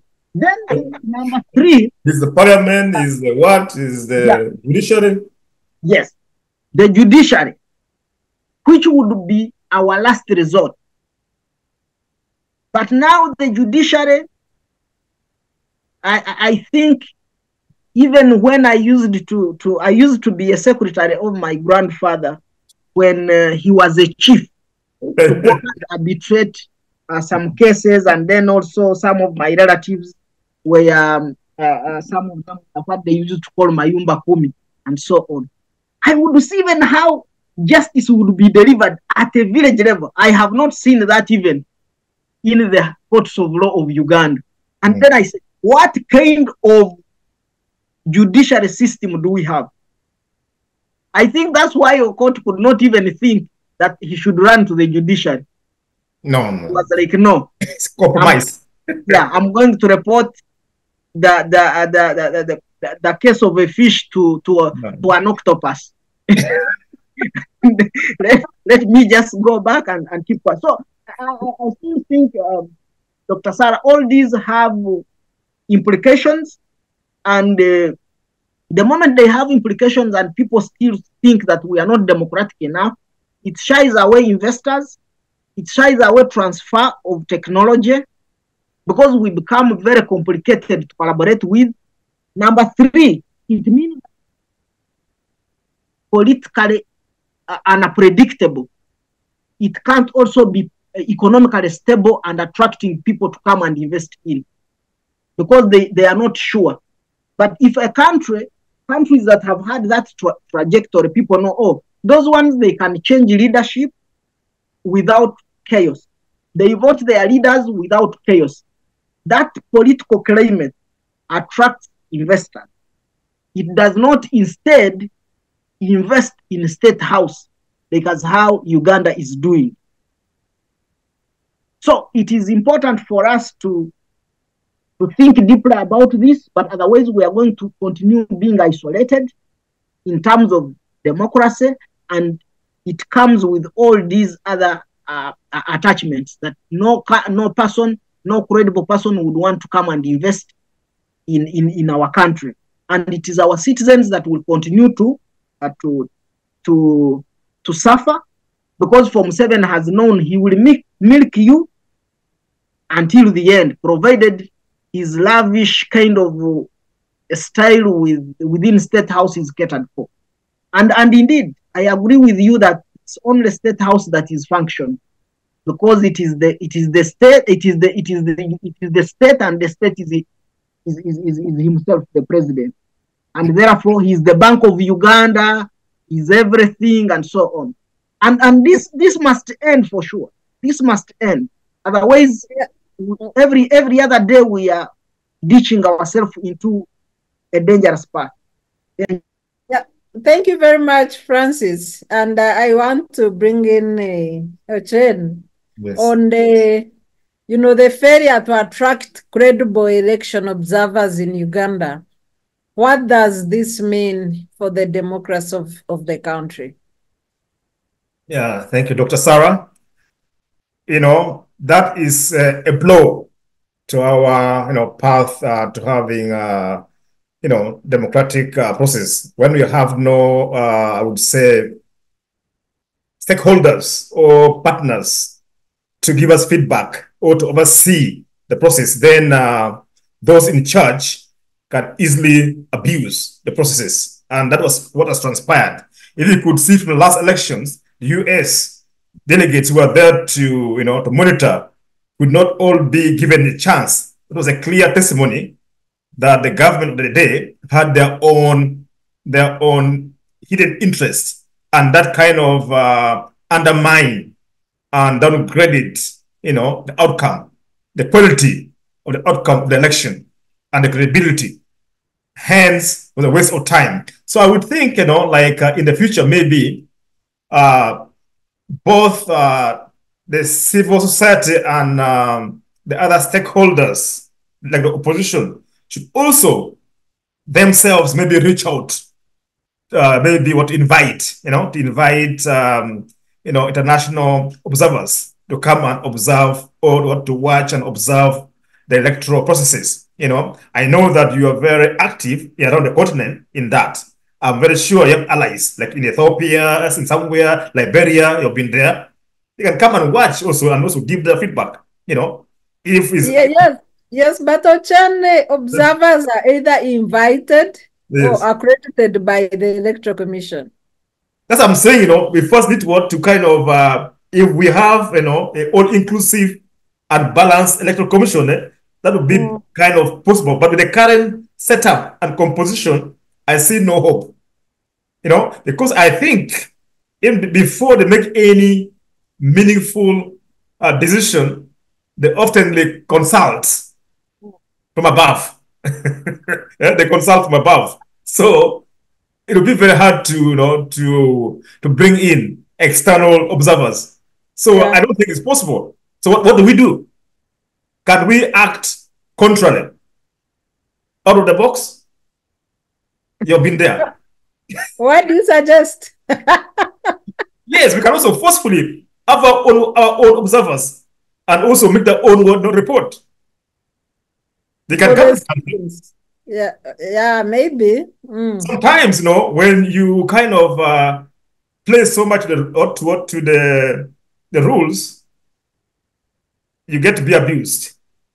I always refer to our neighbor next door, Kenya. It's chaotic sometimes, but also they also handle their things also in a very chaotic way. I remember in I think 2015 when there was when the previous election when the Uhuru Kenyatta and Raila Odinga for the second term of Uhuru, Raila's group kind of brought some electoral experts from the US and elsewhere into the country, to give their guidances and observe the processes. But somewhere they were manhandled and put back in the plane and they were taken back. But at least, they send a message. So I wish our country too, the other stakeholders would become bold and take such a measure. Because our current EC, I don't see any hope in it. It's a hand-picked body, Can we not go and petition in court? Can we not petition in court about the current composition of the EC? How it was picked? There's no legal framework. The Constituent Assembly made a law based on the goodwill of leaders, not the safety nets. Okay. They required safety nets for development of democracy. Yeah, thank you. Because I know in Kenya, the local populace and the other stakeholders can block the appointment of officials. They have to go through parliament, they get vetted. If they have issues, they run to the court. I've seen on multiple occasions. Yeah, in our case. Yeah. So I think we need some serious electoral and, constitutional reforms in our country. Otherwise, we are doomed. Yeah. Thank you. Thank you so much. So I would like to ask gentlemen, have your parting shots. Parting shots on the whole discussion we've had and the proposed way forward as we conclude. Starting with you, Francis. Well, thank you, Dr. Sarah. This has been an interesting conversation. And as I said, as I conclude, I'm urging all Ugandans continue to put pressure and demanding for more sanctions on individuals in Uganda, not only the Speaker of Parliament and his team, but all those who have been involved in corruption tendencies, including the Minister of Finance and the President, who is the architect of corruption in Uganda, and also not to stop at sanctions, but also to indict them, because they are robbing the country. And also, this should even go down to district level, that we can begin uprooting all these corrupt officials the moment they know that there are at least measures that can come in as far as what they are doing is concerned. And then, having said that, I would also say that when it comes to our democracy election as the diaspora, I still insist there is nothing for us without us. We have to be part of crafting the whole, or putting in place the whole measures that we believe they would work for us if we are to participate in an election, not to just impose on us a system that we don't understand. Then back to the Electoral Commission and the institutions of government in particular, those that are supposed to act as autonomous. The only way to go is to act autonomous, and they make decisions that are in the interest of all Ugandans, than dancing to the tunes of only one individual. And the Electoral Commission should be overhauled before the coming election, or 2026, if we are to have an electoral process that can bring hope to Ugandans. With that, I say Ugandans, don't lose hope. We'll still fight. Someone said we're in this together. We shall still fight and do what we can as citizens, than leaving everything to the people who are suffocating our democratic rights. Thank you. Thank you so much, Francis. Ochen, what are your parting shots? Thank you so much, Dr. Sarah and Francis. This was a very enlightening and delightful discussion. In summary, I just want to emphasize a few concepts about electoral reforms. That's one, we should look into that. And that includes, the Electoral Commission has to be looked into, because if it's not well instituted, then we are wasting our time. It must be more inclusive and people of high calibers and from broad interest groups. So that's one. And then secondly, also about the diaspora's participation. I think for us, in order for the diaspora to have any meaningful participation in the elections, I think they must be involved, in the planning and also getting, the ballot boxes to the diaspora, and who should man, the process. Because I think if we take our, electoral boxes to the embassies, I am not very sure about that. These are pure NRM, cadres were there, election losers who are appointed to be, in the embassies. So I have no faith in that. And though I would encourage, Ugandans on the ground to be firm, to not be, distracted. And I would urge all the other alternative political stakeholders to consider, cohesive approaches, going in different directions does not help, because the way things look at the moment is not promising. It seems the alternative voices, the opposition, are kind of scattered, and divided. So I wish, as time is coming, they should also, consider, coming together and joining forces and comparing notes, having meaningful conversations across the board. I know the new entrants and thugs in the political arena are not in very good books with the traditional parties, because of some fishy end. There are functions there, like in UPC, some parts, one leg in their DP, the same. So the issues. So I would also want the alternative voices to try and, galvanize themselves and put the house in order to have a strong front. If there's no strong front, then I'm not going to just, also take part. You cannot appeal to those who have alternative voices to join you when there's no hope of you going to, to strike through. And finally, I think the issue of, the sanctions, I think is a welcome call. And maybe I would encourage the UK and their Western allies to throw the net wider, so that we can grab bigger fish and maybe turtles, in the water, so that they can become more accountable. In that way, I know most times sanctions can help to, to shake the individuals and make them a little bit timid. It has worked in Zimbabwe to some extent. The leaders have, been kept there and they've suffered and they've toned down to some degree. Though it was for the entire country, it would affect the entire nationals. But I support individual sanctions. So that's the way to go. And finally, the army need to be more, national. You need to come out from the pocket of the first family. In fact, I would say even the kind of the discounted UNLA, was more national than this one here. Because why?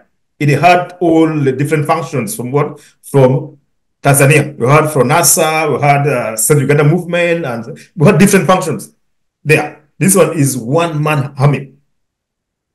So we need something that is more broad Thank you very much for good in my country. Thank you very much, our panelists for the day, Milton, Francis, and Ochen, and to our dear viewers and the, current, viewers of the Diaspora show. This has been this week's episode, and until next weekend, Lynn will be back to moderate the next episode. Thank you, and please subscribe to Civic Space TV. Have a great weekend.